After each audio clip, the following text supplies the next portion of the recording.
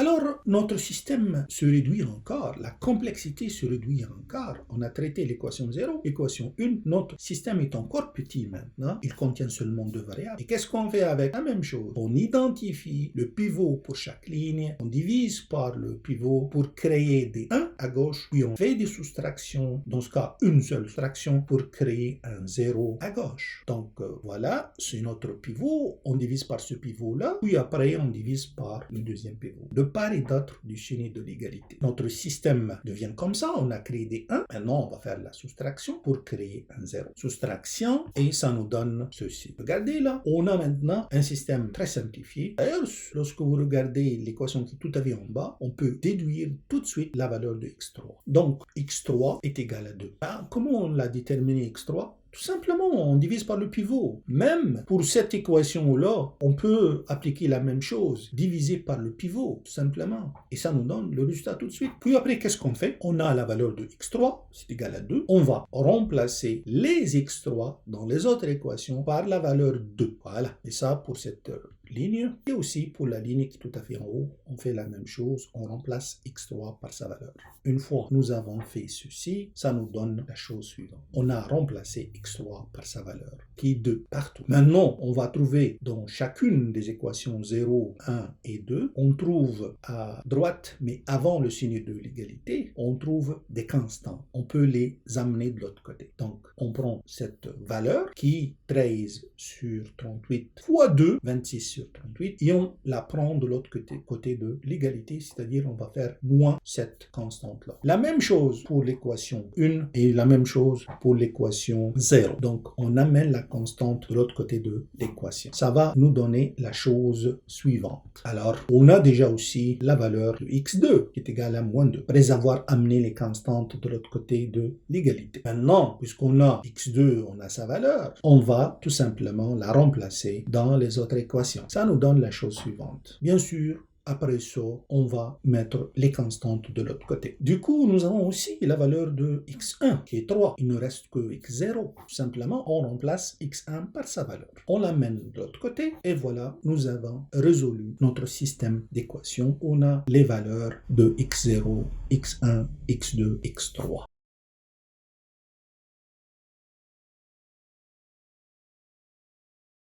Donc ça, c'est notre système, ça, c'est nos données que nous avons traitées. Non, on a des inconnus qui sont x0, x1, x2. On ne les a pas touchés avec notre ordinateur. On a touché seulement les données qui sont les données jaunes et blanches et nous sommes arrivés au résultat. Maintenant, ça, c'est l'algorithme, c'est-à-dire le processus. En fait, c'est la chose que vous faites sur les bouts de papier ou bien sur le tableau au lycée avec le crayon ou bien avec la craie. Nous, qu'est-ce qu'on a fait? On a tout simplement formalisé ce que vous faites sur votre cahier.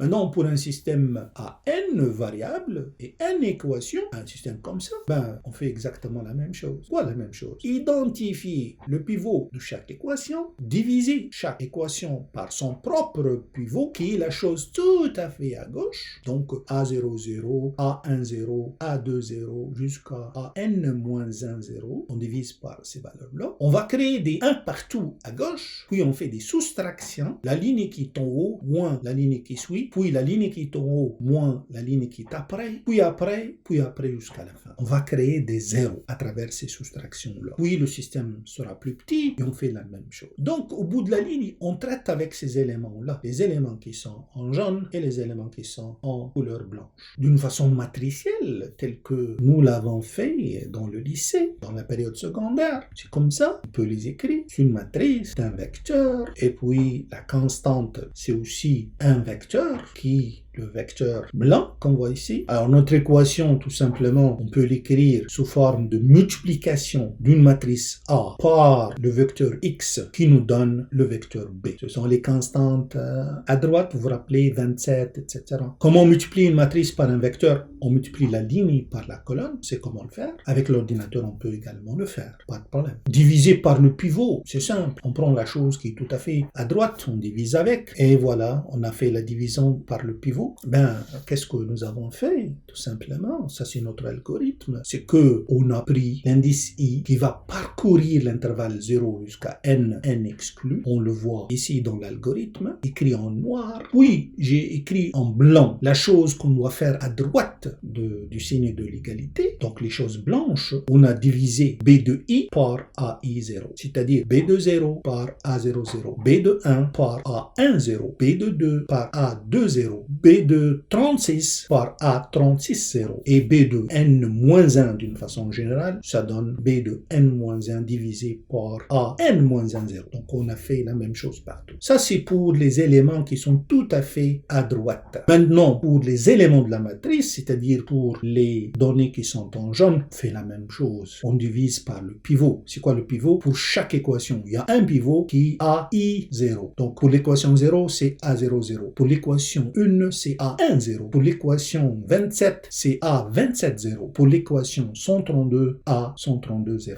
Et donc, tout simplement, cette division-là, c'est ce remplacement qu'on voit ici. C'est comme ça que l'ordinateur fonctionne. Et pour cet élément-là de la matrice, c'est cette ligne-là qu'il faut faire. Bien sûr, on doit le faire pour tous les J, en parcourant toutes les colonnes. Maintenant, comment ça s'écrit à l'aide d'un programme en Python, par exemple? Ben, c'est la même chose. La chose qui est écrite à gauche, en anglais, en français, comme vous voulez. L'algorithme, vous l'écrivez comme vous voulez. Lorsque vous voulez programmer, il faut respecter les mots-clés imposés par le langage de programmation. Le mot pour, ça devient fort, tout simplement. Le mot parcourir l'intervalle du 0 jusqu'à n exclu, ça devient I in range, parenthèse 0, n. Alors, maintenant, le pivot, je peux nommer des variables, hein. Par exemple, pivot, je peux l'écrire comme ça, pivot en français, en anglais, en allemand, il n'y a pas de problème. Donc, pivot égale quoi?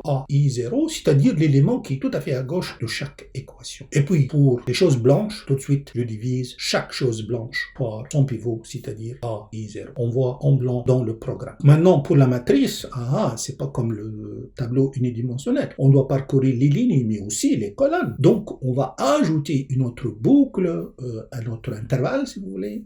Un indice qui parcourt aussi l'intervalle 0 jusqu'à n exclu. Donc, on a fait for J in range 0, n, et puis on a fait AIJ divisé par le pivot. Ça sera la nouvelle valeur. Encore une fois, dans le langage de programmation, égal, c'est pas comme le égal mathématique là. Égal, ça veut dire prends la nouvelle valeur, c'est-à-dire devient. En français, ça devient devient. Donc, c'est ça. Alors, le petit bout que vous voyez tout à fait à droite là, c'est le programme. 5 lignes, c'est pas grand-chose. Et ça fait l'affaire. Ça fait la division par le pivot. Pour la première étape, bien entendu. Donc, voilà. Maintenant, le BI qui a la BI sur pivot, donc le BI, on remplace par lui-même divisé par le pivot.